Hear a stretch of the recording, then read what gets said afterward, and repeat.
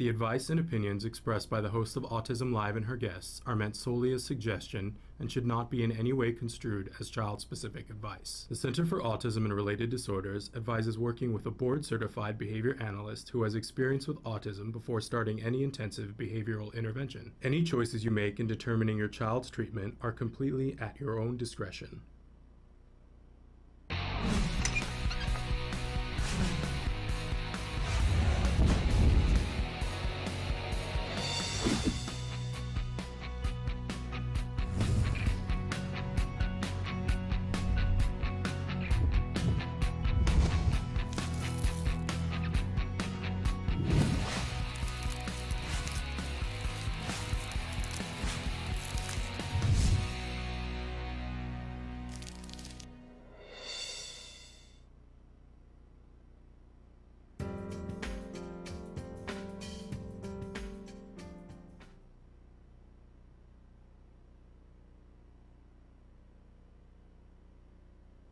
Well, I had friends when I was in high school in preferred activities, like horseback riding, electronics, or model rockets.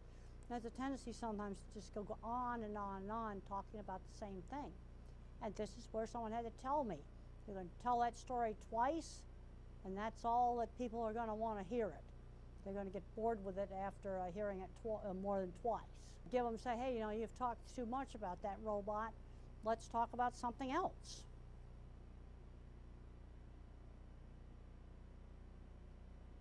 Well, let's give some examples of things that are not perfect.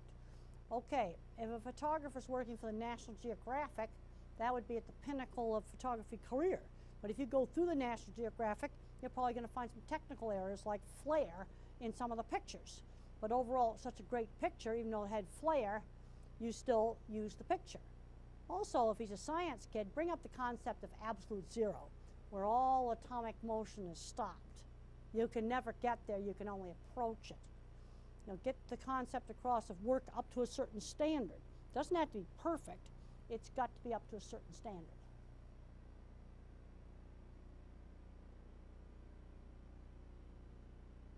Well, when I was a young kid, there were expectations for doing things that other people want. It gets back to turn taking. I'd sit through church even though I thought it was boring. That's something the other members of the family wanted to do. And there were expectations for me not to be disruptive. And most of the time I behaved. And that's just one step beyond turn-taking in board games. You've got to learn to get your turn. Sometimes you get to pick out the movie. And other times brother or sister may pick out the movie we go to. Well, one of my really important teachers was Mr. Carluck, my science teacher. And he had interesting projects for me to do. And I worked on all kinds of stuff with optical illusions. And that actually helped me in some of my cattle work, because it made me pay attention to what the animals were seeing. And then that doing interesting science projects got me motivated to study, because now I had a reason for studying. Studying was a way to get to a goal of becoming a scientist. This is where a good teacher really turns a student around.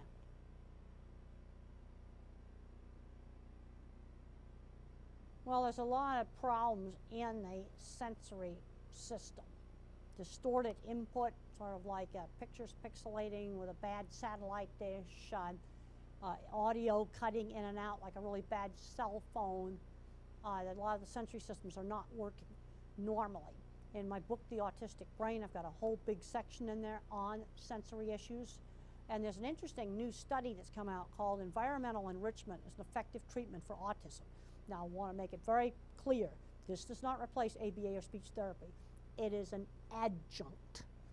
And what's done in this, and there's a paper you can get online called Environmental Enrichment's Effective Treatment for Autism. You stimulate two senses at the same time, like maybe you do an aromatherapy, a cinnamon, something like that, touch carpet. You always changing the pair of senses that you stimulate.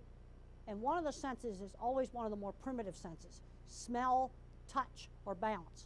So there's a lot of emphasis on 8 different aromatherapies, and the people were, children were evaluated baseline. Controls got ABA and speech therapy. Experimentals got this additional sensory therapy. And then after quite a few months, they evaluated them again. and the experimental group that had the treatment had significantly better behavior. This is a refereed scientific journal article, and it uses simple household things, very simple to do. Environmental enrichment is an effective treatment for autism. You can download it online.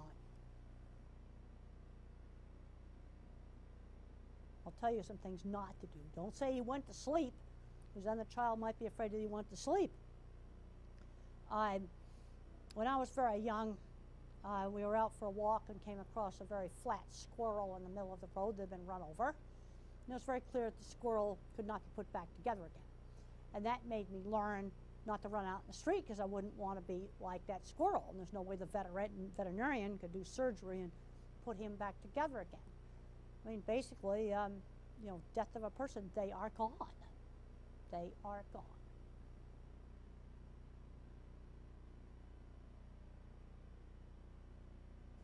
Well, Oliver Sacks is a very kindly kind of professor type of person, and I read an article he wrote in the New York Times just before he died about going back doing the Jewish Sabbath, and at the end of the article he was talking about, well, if A, then B, then C, which way of his life could have gone down different paths. And I started really weeping when I read that article, and I'm glad it went down the path that, where our paths crossed. I could barely print it out, I was so upset. No, fortunately, he was writing right up until the end. And he's overall really satisfied with his life. Well, after the article appeared in the New Yorker magazine, shortly after that, an agent appeared that suggested that I ought to write a book. And that's what brought the book Thinking in Pictures into being. Hey, I'm Candace Cameron Bure. Tom Bergeron. You're watching Autism Live. And you're watching Autism Live. And you're watching Autism Live. You're watching Autism Live.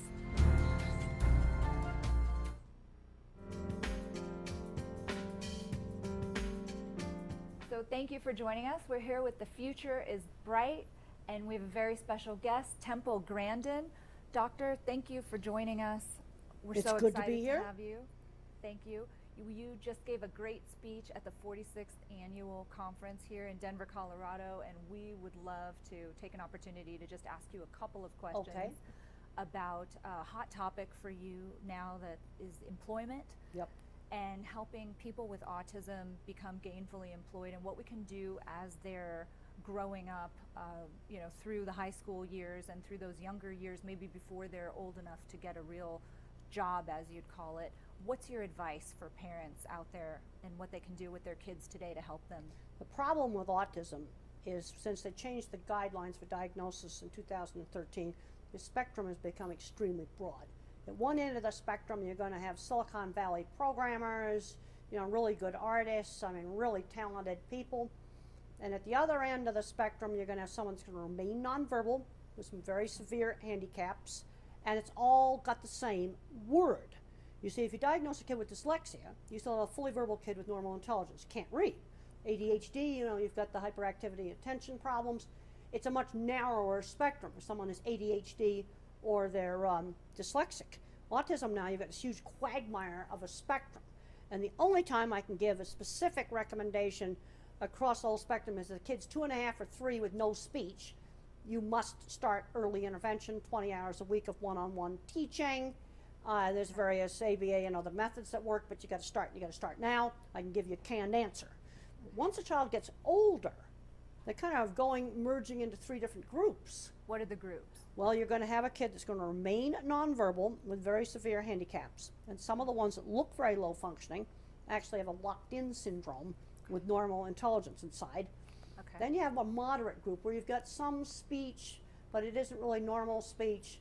Reading might be, 4th grade level, sort of like that. And then you've got the high-end group where they often are really smart in one thing, like math or art or maybe verbal, and then they have a deficit in another thing. And the education system puts too much emphasis on the deficits, not enough emphasis in building up the area of strength.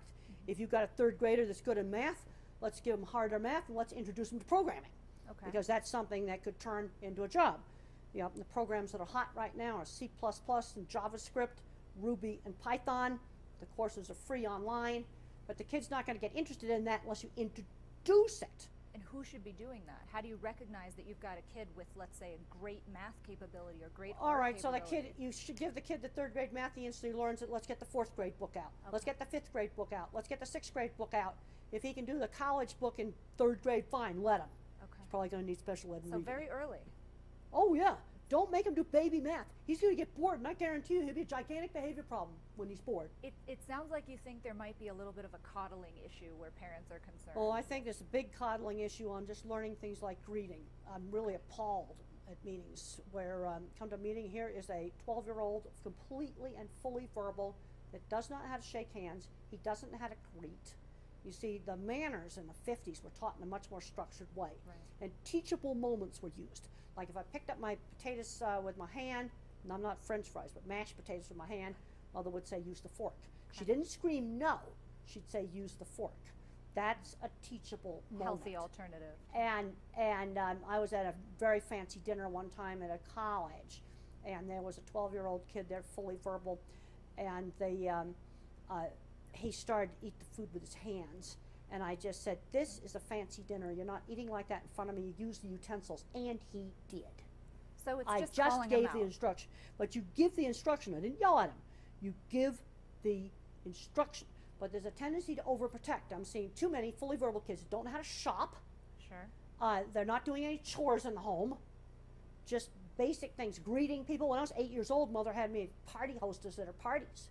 And I had to greet the guests and serve the snacks. So it sounds like your mother had a lot of faith in your ability to just take those tasks that she was giving you and do them. Well, and so you're you just, saying, you got to stretch these kids. Stretch you see, them, the kids okay. getting labeled autistic, the babying them, and you know, if you have a little kid, you know, that's you know, severe behaviors. I was severe behaviors when I was 3 years old. Sure. You know, of course, the parents are gonna be upset about that. But then you got another kind of kid, 10 years old, no friends, geeky and nerdy, gets a label, and not enough's being done to engage his area of strength and teach them basic skills. So what makes me crazy is I go back and forth between different silos. I'll do a talk out at Silicon Valley. You can go to the big tech companies. It's Asperger's everywhere. Cube after cube full of them. Headphones clamped on, don't even look up at you. I can go over to the meatpacking plants. There's a whole shop full of hippies there. And I know they're on the spectrum. They've Okay. been there for years. This is what makes me crazy when I go out into the cattle world or the tech world or even the academic world, and I find older people my age, maybe 10 years old, that are on the spectrum, but they're not Okay. diagnosed. so it sounds like you're saying in today's society, less helicopter parenting That's right. and more, you know, you must do this and reinforcing. These are the manners you need. This is how Well, we you act. just treat them. You got to move them just outside the comfort zone. I just met Okay. a lady when I was down in Argentina. I said, well, I can only shop at this one supermarket, this one newsstand. I can't go to another store. You know what I did with her? We watched Took out her of that somewhere. meeting, and we went to a new newsstand. So and you I walked brought her up through- to it, and I said, buy that magazine there. She wrung her hands a little bit, and she bought it. Okay. You so know, you made someone else walk through the proverbial I did. door. Good for That's you. right. That's what I did. I did that last week. And you're encouraging parents to do the same thing with their kids. And then now. we're going to be getting into looking at the job front. Okay, now that's something you just gave a great speech about, and it sounds like that's this new hot topic for you about how kids in their maybe early teens, maybe before they're really able to get formal jobs, should be out doing maybe the paper route type equivalent. Okay, we don't have paper routes anymore. In fact, I got asked The equivalent. got asked the other day what a paper route is. You're kidding. No, I'm not kidding. And By an I adult? said, well, you know, they used to have children deliver newspapers to people's Sure. houses, and that taught really valuable skills. Okay. Okay, now we don't have that today. Well, How what's the about equivalent? walking some dogs for the neighbors? You can do that in the city. Okay. You know, but not your own dogs, somebody else's dogs, and you got to go over that at 2 different apartments at 6 o'clock in the morning, take those dogs out and walk them every day, even when the weather's nasty. Or maybe working in the farmer's market. Okay, we were just discussing New York City, where my mother lives. When I stay at the hotel in New York and I walk 6 blocks to my mother's apartment, I go by 5 or 6 street vendors. Okay, a kid that's like 12 or 13 years old, have them help out a street vendor. They've got to start learning work skills. If they're out in the suburbs, they can help out in the farmer's market. Okay. Let's start getting creative.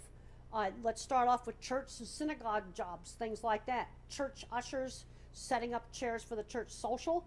Yes, it's a job. Every Thursday night, you got to do those chairs. So it's the accountability, being somewhere where someone's expecting you to help out and do a particular Then thing. it's a defined task. You got Okay. 100 chairs to put up, Defined. and you got 100 chairs you're going to have to put away after the event is over. So defined and repetitive and something that they do. Well, in a lot Not of jobs for are the repetitive. family. Newspaper routes are repetitive. But let's go through my work history. These Okay. kids have got to learn work skills outside the home before they graduate from high school. All right. When I was 13, mother just in the neighborhood found a little seamstress that did dressmaking out of her home. And she went in and told about me. I was kind of different, Sure. but I was really good at hand sewing. So the lady started having me hand sew the hems and take apart dresses. When I was 15, I was cleaning horse stalls. Okay. Then when I got a little bit older, I was making signs and selling them. And the first sign I ever made was for a beauty shop. First sign I ever made for a customer. I had made some other signs before that. But making things, and you have to learn how to make signs that other people want. And then even when I was getting my master's, I was making signs. So At the carnival. letting And then our my kids- aunt's ranch. At my aunt's ranch, there was some work stuff. I had to take guests out on trail rides, and I had to do Okay. some, she had guests there. I had to wait So on you were tables there too. accountable. You were given Yeah. various tasks and you were accountable. It sounds like that you're endorsing that we have our kids go out there when they're younger and do these, smaller jobs for people in the neighborhood or small business owners and learn those skills before they get Okay, to now a some job-related states you age. can work in safe retail at 14. Okay. Okay, a lot of other states at 16. Well, let's say you got a friend 2 blocks away, like a little tax accounting office. Sure. They can put the kid to work in there. Perfect. Cash economy. Something. They've got to learn work skills. And just look at the things they're maybe it's a little coffee Something. stand that's in the neighborhood, and the kid when he's 12 can go help out with that. And he's expected there at certain hours every week. It's a job. Okay. And so that's the importance of it all, is just They to have get got them out to there. learn how to work. And when I was 14, I got kicked out of school for fighting and throwing a book. Went to a very expensive boarding school. Spent 3 years of that time running up a horse barn and cleaning horse stalls. And what Mr. Patey, the headmaster, realized, I was learning job skills. That was super important. Which And then when I you- finally got interested in science and studying, I kind of did a year of high school in a year. Okay. But I had been working in the horse barn. I had learned that the responsibility every afternoon you got to clean every stall, put them in and out, feed them. So it's responsibility. Have our That's parents right.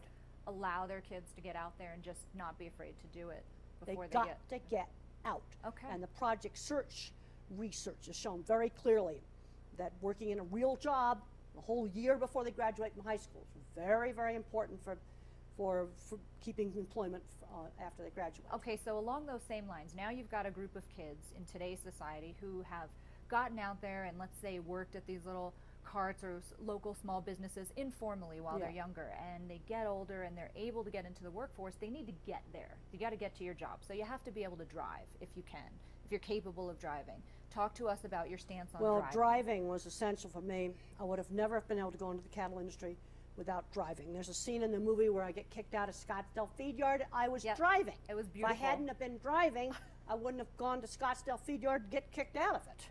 Yep. And so how did I learn to drive? How? On my aunt's ranch.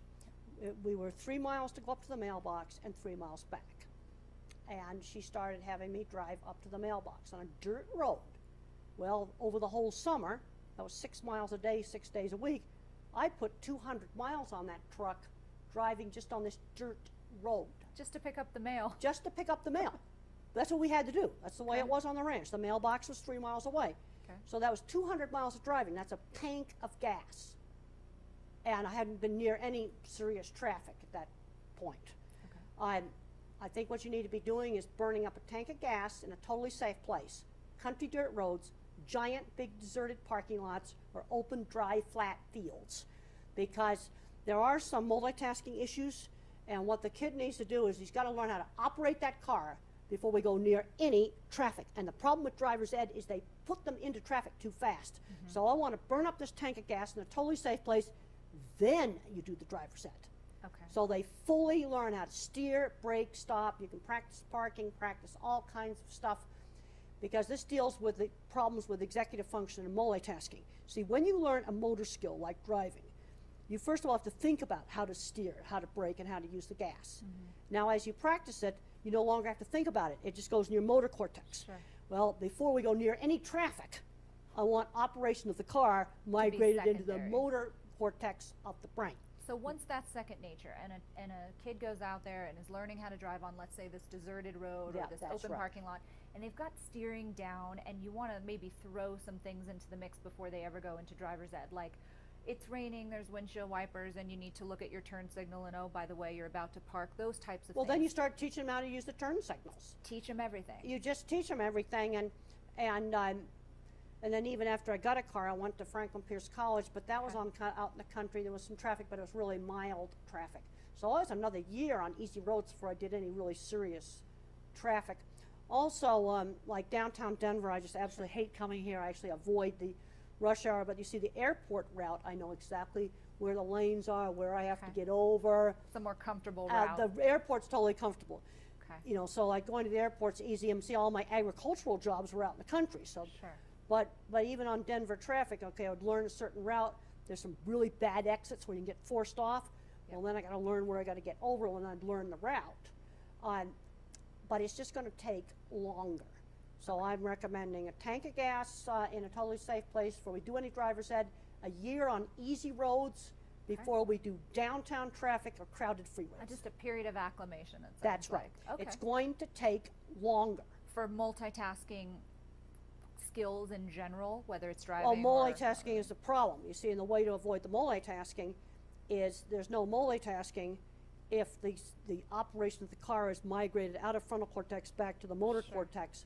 So you don't have to think about driving the car. So you want that extra time. That's right. And then Okay. turn signals, well, you can practice that on, even on my aunt's ranch, where we would go up to the mailbox. There was one turn to the mailbox where I could practice a turn signal.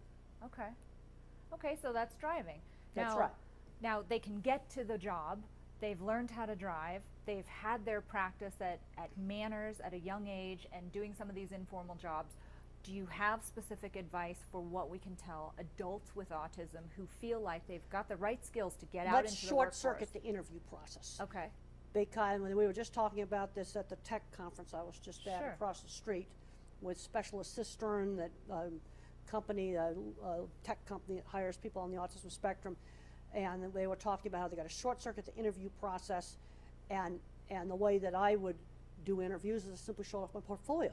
I'd show Okay. pictures of things I designed, drawings. Okay, if it's a programmer, needs to show a computer in there.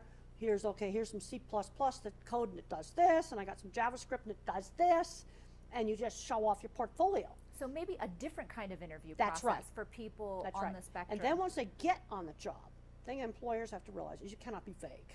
There's a scene in the movie where my boss slammed down the deodorant and said, "You stink, use it." That happened. Right. They got to clean up themselves, and I did it.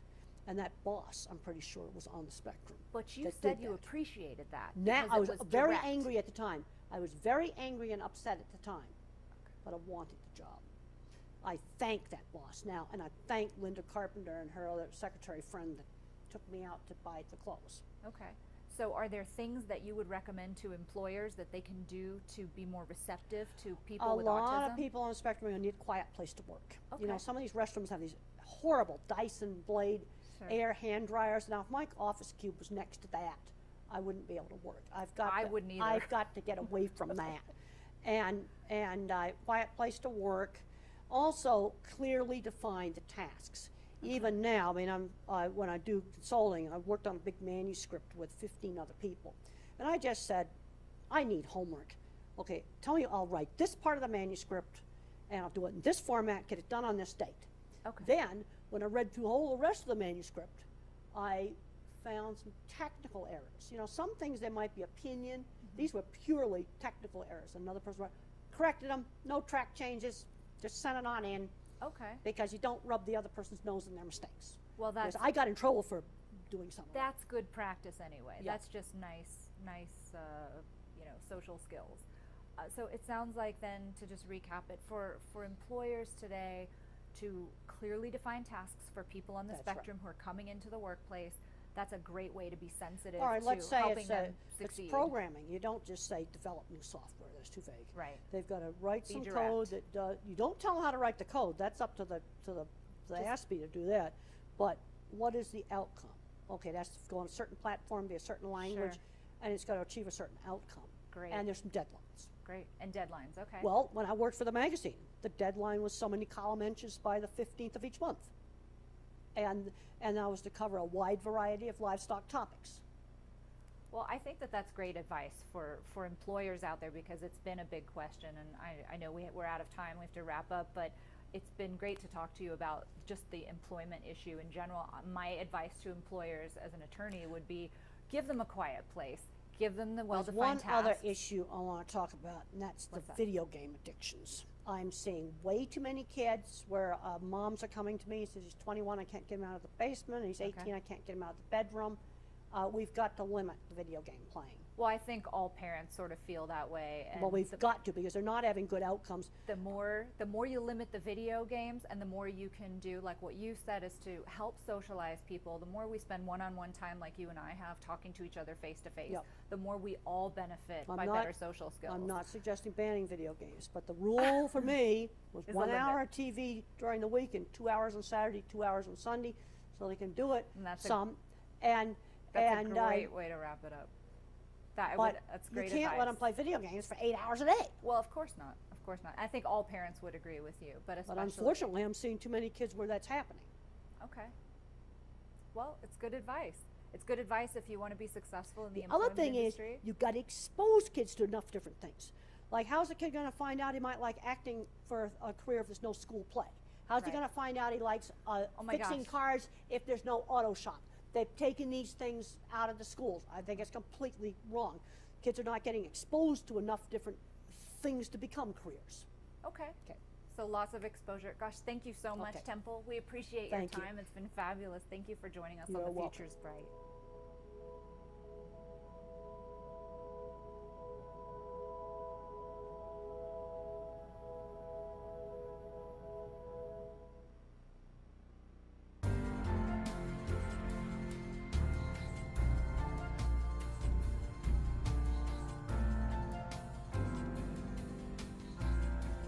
We have so many parents who've asked questions, and they love your answers. I want to start with a question that we got on Facebook, that somebody wants to know your views on inclusion. Well, I think a lot depends upon the particular situation. And for young children, elementary school children, I want to try to do inclusion as much as what's practically possible, because little kids need to get the socialization. Now, I was one of these teenagers that in a big high school, I was teased to death. It was just absolutely terrible. It just absolutely did not work. And I was one of the teenagers that had to be taken out of a big high school. And you know, where inclusion totally worked for me in elementary school. I was in a little country school, small, very small classes. It was very much, it was a private school, but it was very much like a small rural elementary school that I've seen in rural communities. Older, experienced teachers, and that worked really well. But I was one of the ones that had to be taken out, and I went to special boarding school, and I've had some parents take their kid out and homeschool them. And all I want to say, if they homeschool their kid in high school, they cannot let them become a recluse in their room. When I went away to the special boarding school, I had a tendency to want to do that, and they wouldn't allow that. They let me do lots of different things that I wanted to do, and when I wanted to clean the horse barn, they got me insulated boots so my feet wouldn't freeze off, but I had to be at meals on time. Even though I didn't do much studying, I had to attend classes. One thing they absolutely would not allow was for me to become a recluse in my room. And I had to be out doing things. But there's some kids where getting away from the whole teenage scene is the best thing you can do, and socialize with grown-ups. Yeah. Because I'll be perfectly honest, socializing with teenagers is not a life skill that I need. Well, I think a lot of people would agree with you there, Temple. But on the other hand, I've seen situations where they decide to homeschool their teenager, and he became a video game recluse, and ended up on Social Security going nowhere. And that makes me nuts. Because when I go out into the technical world, there's old Aspies and there's old geeks and nerds out there that would be definitely diagnosed on the spectrum today. Old gray hairs my age, and they've got jobs. Jobs they like, and they've kept those jobs. Well, we've got another parent who wants to know what you think about the recent statistics that somebody was quoted as saying that in 2012 that the numbers for autism at the rate that we're growing could be as high as 1 in 9. And what your thoughts are on those numbers. Well, some of it's just increased diagnosis. I mean, the geeks and the nerds and the Asperger's, they've always been around. Now, they're going to be changing the diagnostic criteria in May to take the mild, kind of socially awkward person and call them social communication disorder rather than autism, which is really rubbish because the social communication problems are the core deficit in autism as far as I'm concerned. So some of this is just increased diagnosis. And I think there is some severe autism and severe problems that have increased. And there's also a good number of mental retardation that has now being called autism. And mental retardation diagnoses have actually gone down. You see people seek the autism diagnosis to get services. And I think one of the reasons why in the DMS-5 they're changing that, they're taking out Asperger's, is they're trying to cut down on the amount of people labeled autism. I think the committee actually did that on purpose for that reason. And the problem is, diagnosis is not precise. And in my new book, The Autistic Brain, Richard Panik and I are going to be going through the whole entire history of the diagnosis. It makes you kind of sick because it kept changing. It's doctors sitting around a conference room table, making decisions on this. Absolutely. Have you had a chance to look at the DSM-5, Temple? Do you... I looked at it when they had it posted on the webpage. Right. I was able to look at it. It's now off the webpage, but I did have a chance to look at it. And basically, Asperger's is going to be removed, and most of the kids that are the Asperger's are going to be called social communication disorder, and they say that that's not autism, which is rubbish. And they're also getting very murky about the speech delay. All of it like more muddled and murky. And I'm just curious, because we all had that opportunity to look at it and to make suggestions. Do you feel like you would still be considered on the spectrum by the DSM? You would still qualify? I would. I would definitely still qualify because I had severe speech delay.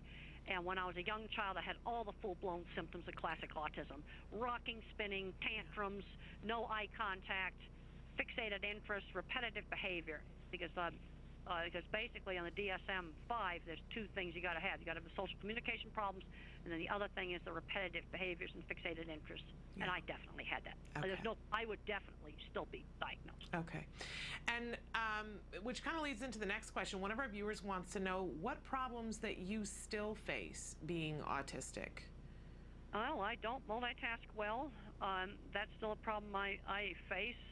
And fortunately, I have a job that doesn't require multitasking or remembering long strings of verbal information. It's antidepressants have controlled anxiety for me.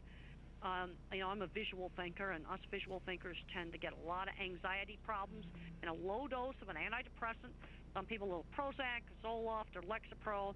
I'm on an old-fashioned tricyclic. Just a little tiny dab stops that constant panic attacks and anxiety.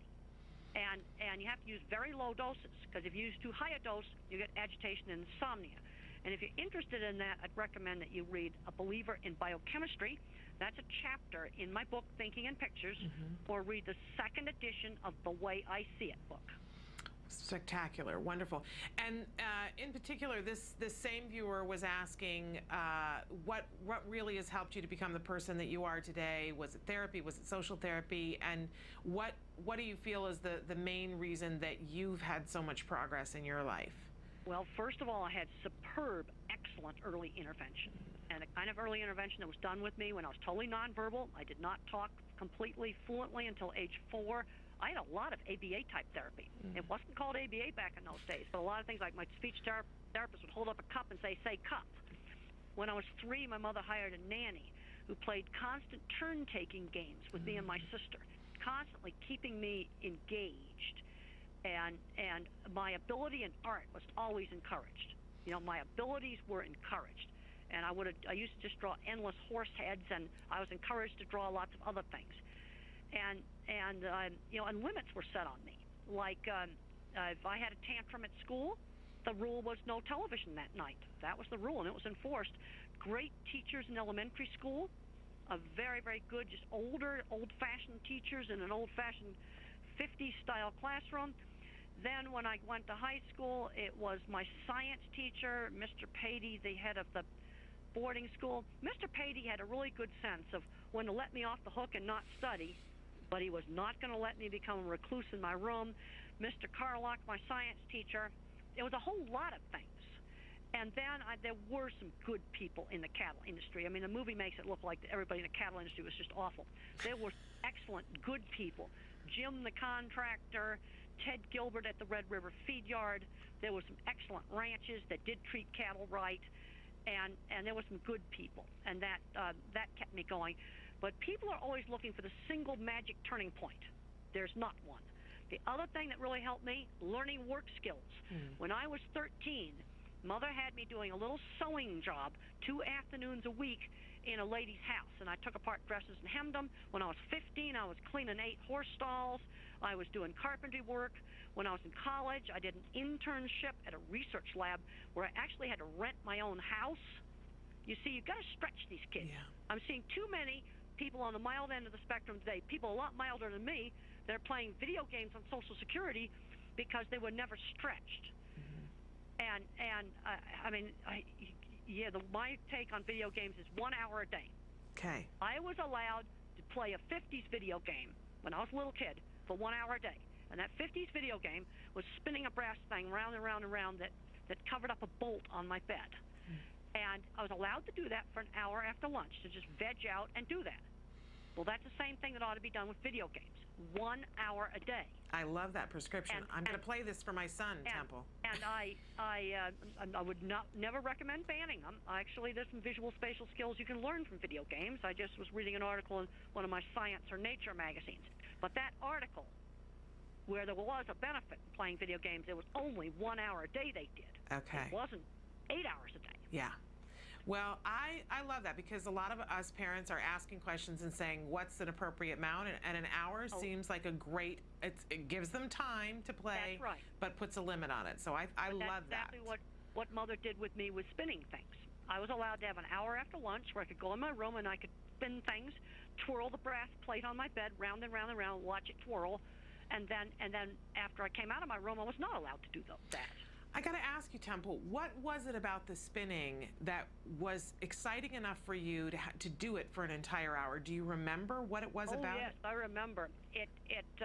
I could twirl it. It was sort of a hanging brass plate that was on a screw that covered up a bolt that held the bed frame together, and I'd spin it at different speeds, and I'd watch how it went back and forth when it stopped spinning all the way around. And I would experiment all different kinds of speeds of it. And I just sort of studied it like a scientist. Wow. And I found it fascinating. Another thing I did is I dribbled sand through my hand. We'd go to the beach. And I'd dribble sand through my hand, and I'd study every little rock of the sand that went through my hand. And I would just stand there all day, and I would dribble the sand at different speeds. You know, hold my fist tighter or hold my fist looser, and just study it. It's just fascinating, and it kept your attention. Oh, yes. And I was given some limited times to do these things. But it was on a schedule. Yeah. After lunch, I had an hour where I was in my room and I could do this stuff. And then at the table, it was absolutely not allowed. Church, it was not allowed. In the classroom, it was not allowed. And when how did they work through? What was it like for you transitioning? Was it just that you understood that it was an hour and then it was over? Well, I understood that, and it was you see, but this kind of having a schedule started very young. Okay. I mean, when the nanny we had 3 meals every day, and they were on time. Breakfast at 7, lunch at noon, dinner at 6. So And structure was really important. I had structure, but sometimes, things changed, and I didn't usually I got nervous about changes when I was in high school, and I was going full-blown on anxiety attacks. They wanted to change the schedule around in high school. I got all nervous about that.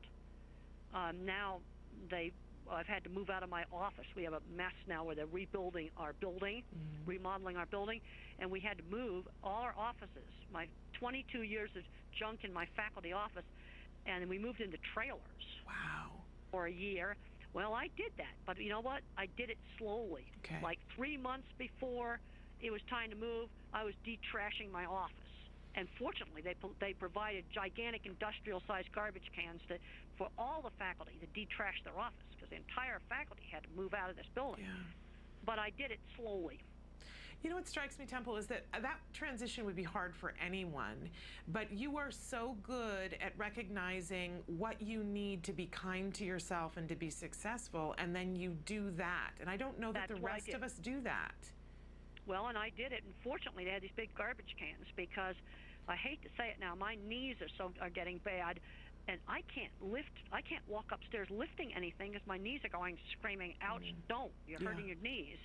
And you know, I would have had to, I simply can't carry all the stuff. Yeah, but you know where your strengths are, and you know how to compensate when you have an area that isn't a strength, and that's something that we can all learn from. Well, and you have to, I've learned things in organization. Like for my calendar, I've got to have a calendar where I can see an entire month. Yeah. I hate those calendar books where it's a new page for each day. Hate them. Hate them. Oh, I get those from American Express and I just give them away. I hate them. And by the week doesn't help you either. You need to see the whole month. I want to see a whole month. Wonderful. I can look at it and see, and then when I make my plane reservations, I can look at that calendar and then I visualize how much time I'm going to need between events. And I know that, and let me tell you, I know all the airline routing now. I'll bet you do. Now, I have that about memorized. I'll bet you do. I've got a question here that you might decide is too personal and you don't need to answer it if you don't want to, but somebody wants to know what role faith and spirituality plays in your life. Well, when I was young, I did a lot of thinking about a lot of the big questions. But basically now, I figure the meaning of life is if the things that you do help make the world a better place. And what I mean by that is I have to use specific examples because I think very concretely. When a mother says, your book helped my kid go to college, that makes me happy. Yeah. Or you solved my kid's sensory problems. And boy, I can tell you, we've got to look at sensory problems. Yeah. And there's some individuals that can't tolerate a noisy Walmart.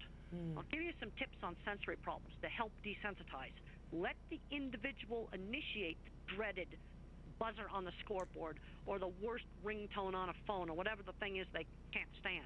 If the person on the spectrum initiates it, or if they hate Walmart, let them control how much Walmart they got to tolerate. And when they give a signal, you take them out. I because love you that. kind of have to stretch it. Yeah. And then there's some individuals that will never tolerate that Walmart, especially some of your nonverbal individuals. Yeah. Well, you know, that's great advice, Temple, because we've had a couple of parents, one parent in particular who's written in and talked about how her son, his lunch and his physical education take place in an old-fashioned gymnasium that has all wood floor, and it's very echoey in the room, and that it's hard for him. He's supposed to be socializing during lunch, but there's all this echoing noise. Well, the problem is he cannot hear. Oops. I cannot hear in that environment either. Yeah. When I'm in a meat packing plant, I cannot hear. I have got some auditory processing problems. I don't hear hard consonants. So when I'm in a meat packing plant and we have to talk, I say, we got to go outside. I can't. I just tell him I can't hear. Yeah. And one of the problems he's got in that echoey gym is he simply cannot hear what other people are saying because there's auditory problems. The other thing, if you wear earphones or earplugs in the noisy gym, you've got to have those earplugs off for at least half the time because otherwise your brain will get more and more and more sensitive. You know, so half the day when it's quiet, get that headphone off and get those earplugs out. And well, one of the things that we had recommended too is going in and recording what it's like in the gymnasium and maybe slowly desensitizing. But that can help. And what I'm hearing from you is to let the child turn the sound on and turn it off to desensitize. Put it on a recorder. Put it on the recorder, but let the child turn it on and off. And that will help desensitize it so it'll tolerate the gym. Yeah. But what it will not do, it's not going to solve the problem with hearing conversations in the gym. Yeah. It will just make it so he can tolerate the gym. The other thing is, the other big problem in so many schools is fluorescent lights. Yeah. That's a serious problem for maybe 10% of the people on the spectrum. See, the problem we've got in the sensory stuff, it's so variable. Yeah. One kid's got visual problems. Another kid's got touch problems. Another kid's got auditory problems. And fluorescent lights, 60-cycle fluorescent lights are just the worst. And if you're in a classroom with that, then get the kid's desk over by the window. Or if you're stuck in a room with no windows and fluorescent lights, get some incandescent light bulbs in old lamps. Just get some old floor lamps, bring them in from home, put them next to the kid's desk. The other thing that can help is try printing books and things on different pastel papers. Experiment with the colored backgrounds on computers. And also experiment with colored glasses, like the Irwin colored glasses. But that's way too expensive for a lot of people. So just experiment with Walmart's blue tinted ones, some pink glasses, some pale tans. You think, real pale different sunglasses. Just experiment with that.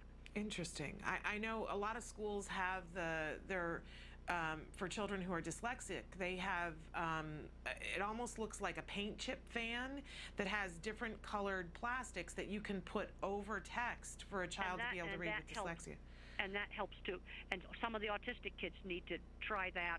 Okay, great. And then if these kids that need that colored paper, if the classroom has windows and there's fluorescent lights in the room, put that kid's desk over by the windows, and that will help a lot. That's a real simple thing you can do. Great advice. We had a bunch of questions come in about potty training, about children who get obsessed with different parts of potty training. And for instance, one child that the mom reports that she wants to play in the toilet water and wants to flush it constantly but does not want to pee in it. And another parent wants to know, is it common for kids with autism not to want to use the bathroom, and why? All right, let's start out with sound sensitivity. See, when it comes to running water and flushing the toilet, some kids love it, and there's other kids that are terrified of the noise. And oftentimes you'll have a child that will use the toilet at home, but he won't use this one at school.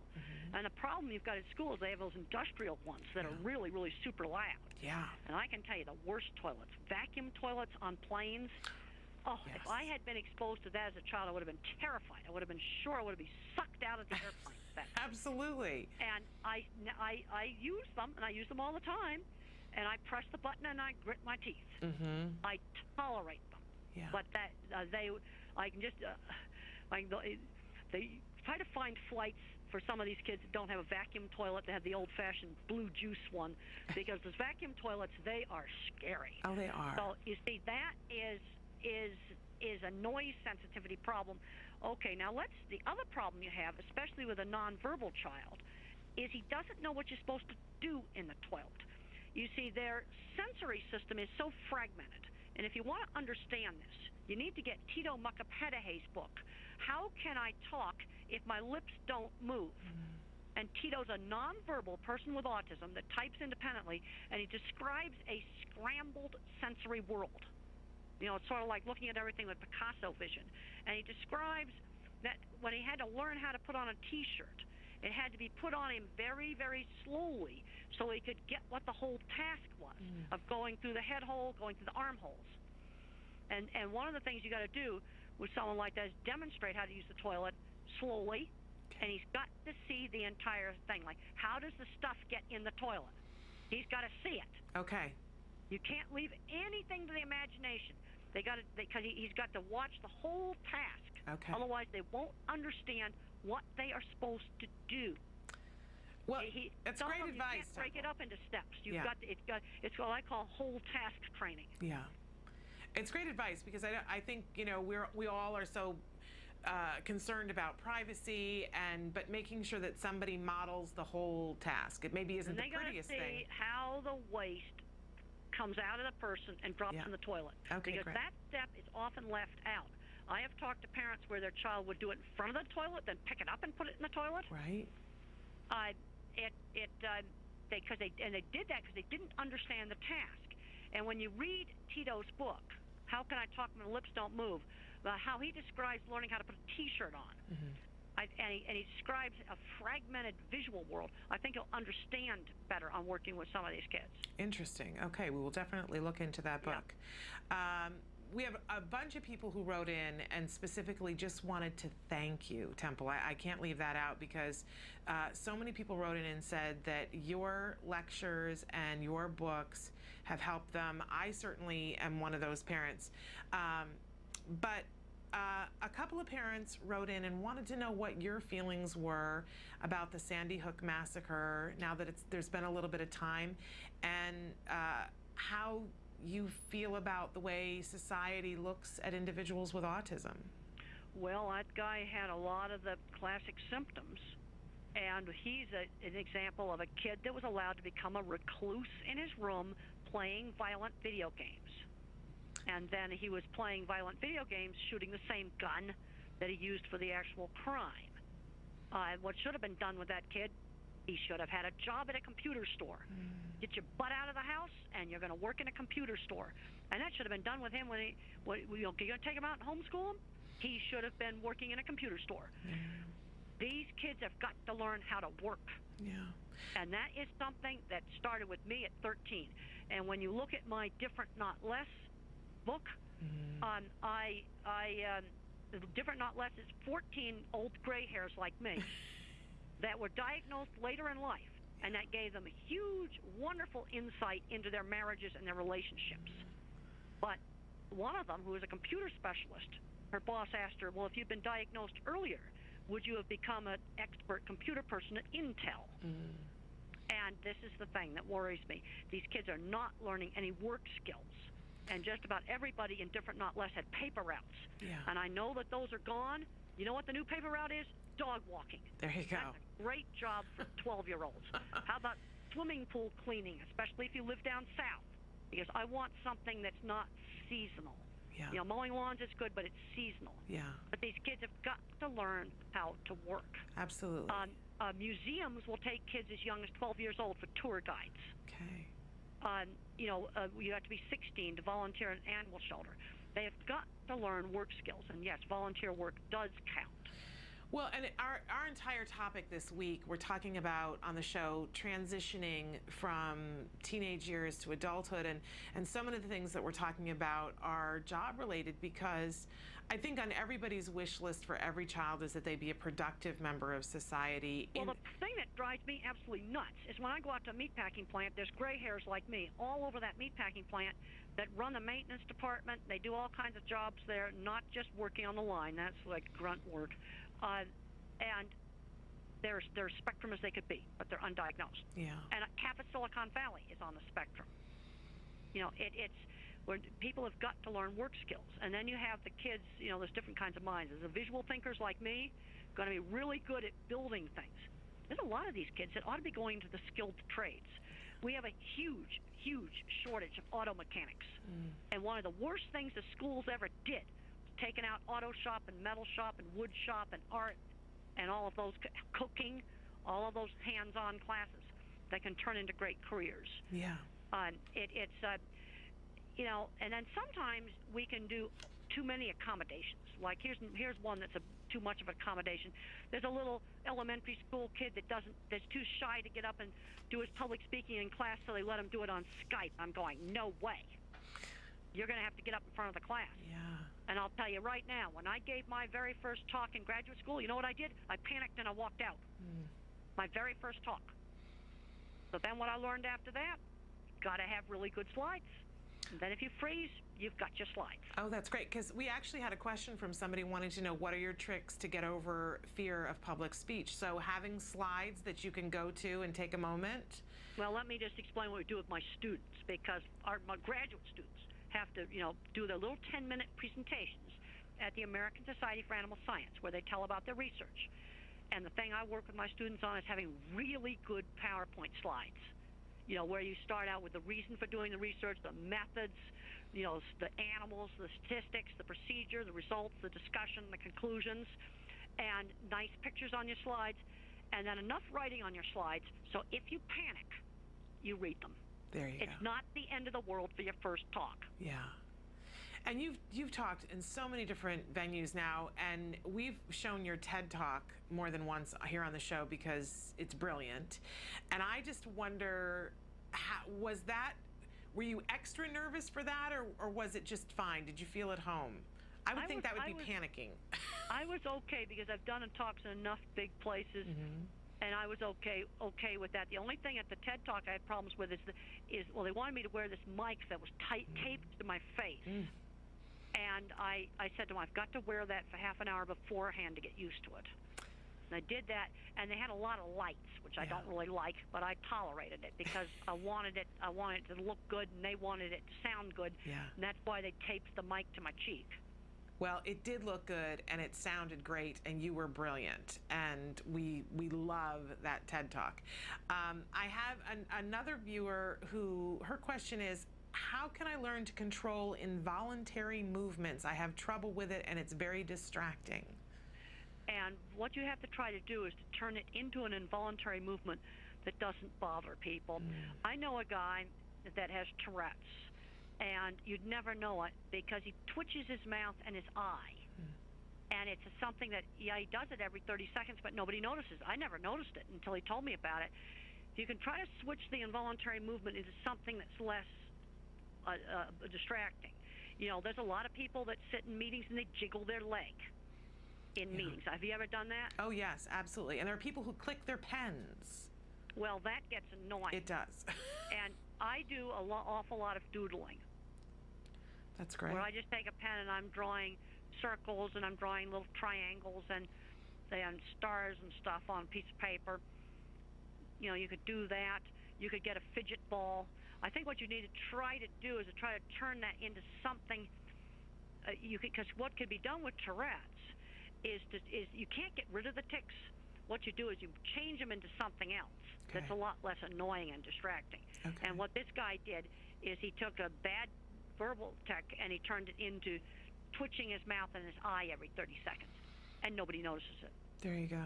Wonderful. Okay. Another viewer wants to know, what's your experience with fragmented vision, seeing only the details of things and not the whole picture? They report that, she says, I see so many details, but I can never just see the whole object that I'm looking at, and I'm wondering what this is and how to understand it.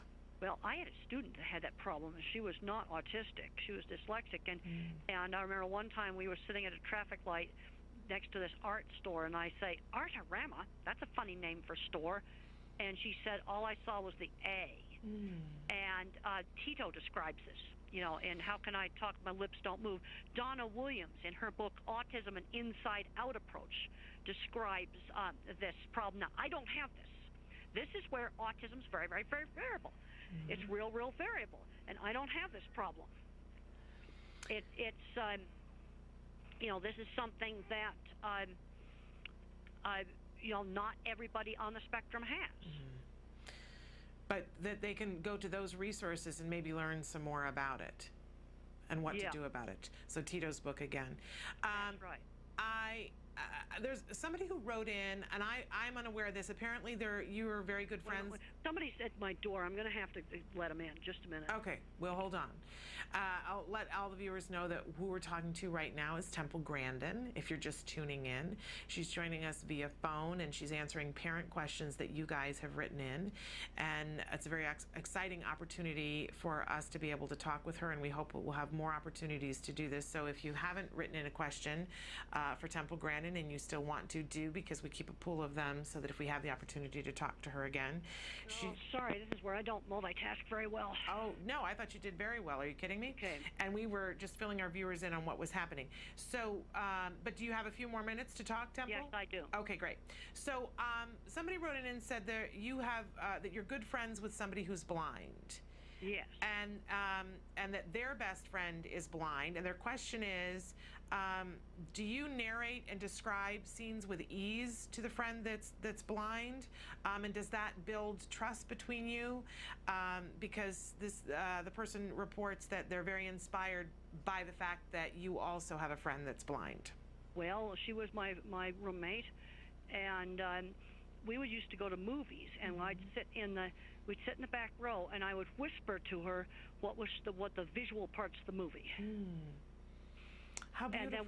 And then she had a radio that would pick up TV signals, and we used to watch Star Trek on her radio. Oh, wonderful. And Star Trek was pretty good on the radio because I knew what the visuals looked like. And was it easy for you to describe those things to her? Yes, that was very, very easy because I'm a total visual thinker. There you go. So it was very, very easy for me to describe the visuals to her. What a gift to each other. You must have been. She was the best roommate I ever had. And Temple, is it easy for you to have friends? Is it something that you struggle with, or is it something that you're really adept at now? Well, most of my friends are through shared interests. And one thing I really recommend to all the parents out there, get autistic kids or kids that have got whatever diagnosis they got, whatever labels on them, get them involved with things with shared interests. School play, band, school newspaper, art club, computer club, robotics, Future Farmers of America, 4-H. Boy Scouts, Girl Scouts. Get involved in activities where they have a shared interest. I think that's great advice. We actually had a parent write in on Friday about having a teenager and how there aren't supports, but that she has him in a sailing club and a couple of Good. other clubs. Good. And we had said, you know, clubs are great. So she felt like maybe, but she's wanting something more. And I know you talked earlier about volunteering to get them ready for job skills. Is there anything else we should be focusing on with our teenagers? Well, middle school, we need to start focusing on job skills. And volunteer work does count, and I think it needs to be work outside the home. You know, it could be a tour guide. It could be, you know, cleaning the swimming pools, walk some dogs. People that live in the city, live in an area where there's a lot of dogs around. Walking dogs is, as far as I'm concerned, that's a new paper route. Okay. We need to be giving these kids a job that's a lot like a paper route, where they got to do it every day and have that responsibility of doing it. And does it need to be something that is in their area of interest, or it just is a job and they get paid for it? Or sometimes it needs to just be a job. I don't think cleaning pools would be in anybody's interest. Yeah. But sometimes they just need to do a job. Okay. They need to learn how to work. Yeah. Yeah, and I think for a lot of our kids on the autism spectrum, they have a really good work ethic, especially those that have had a great deal of ABA. They sort of get it, that my time is taken up doing this right now. But I do see that as you get into those teenage years, it gets a little bit rougher. Well, I don't think, you see, first of all, I watched a big, long talk with Kristen Smith, who's a specialist in ABA, and he said basically ABA is a little kids program, you know, unless it's real severe autism. And you know, you get most people on the higher end of the spectrum. I mean, they're beyond ABA. Yeah. We need to be, but they need to learn work skills. Absolutely. We have a viewer who wants to know when you're coming back to Portland, Oregon. I don't know. I don't have anything scheduled. Oh, wait a minute. I've got on my book tour. I've got some stuff scheduled. Wait a minute. I've got to see if I am coming to Portland. I know I'm coming into Seattle. Let me just look at my book tour schedule for the autistic brain. Let me just look. Portland, on the 26th of June, I'll be at Powell's bookstore on the 26th of June. Okay, great. So that's when you will be in Portland. Yeah, that's when I'll be in Portland. I know you got a bunch of different events that are coming up, places that you're speaking. I know you're getting ready to speak in Dallas.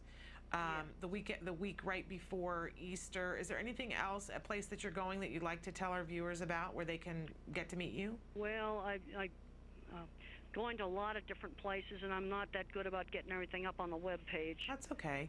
I mean, people can search and you know, I mean, I was able to see that you were. I can tell you some of the places I'll be at for the book tour for the autistic brain. Okay. I will be on the 21st of May. I'll be at LA, Los Angeles, at the University at Riverside. Okay. And then on the 27th of May, I will be at the Los Angeles Public Library. And then I'll be in New York.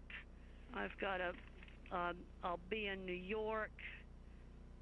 They've got me on the 29th and the 30th, but I don't know where. I'll be in Washington, D.C. on the 1st of May. I'm not sure where yet. I'll be at LaSalle University outside of Philadelphia on the 3rd, also at the Philadelphia Public Library. Pensacola, Florida on the 14th of May. I'll be at an Asperger meeting. Oh, wait a minute, that's in Sydney, Australia. You don't want that. Oh, yes, we have viewers that watch us in Australia. Well, okay, well, I'll be Sydney, Australia, Asperger Association. That's going to be the 1st of June. Okay.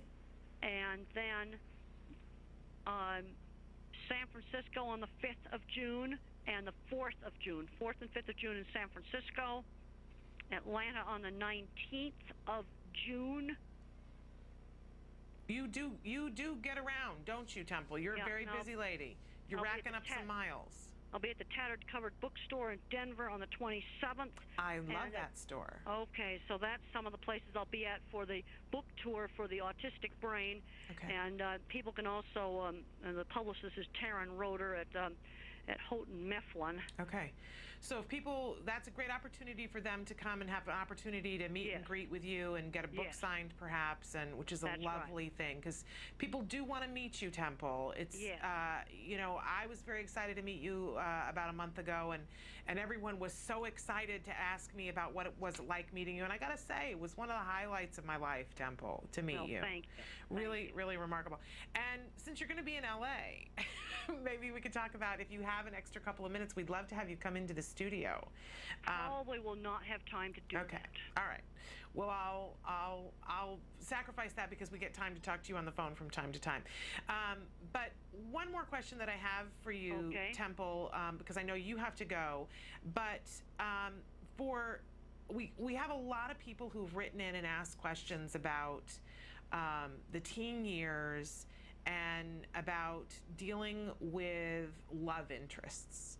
And well, the teen years were the worst part of my life, and I would recommend that they get a book that I did with Sean Barron called The Unwritten Social Rules. I was the kind of teenager, I was a pure geek who wasn't interested in those things, where Sean was. And Sean didn't know how to deal with it. And most of the marriages where things have worked out well, it's been through shared interests. You know, two computer people or two people that like dogs or whatever their interest is. And also, they've got to learn the certain rules. You don't want to get busted for stalking.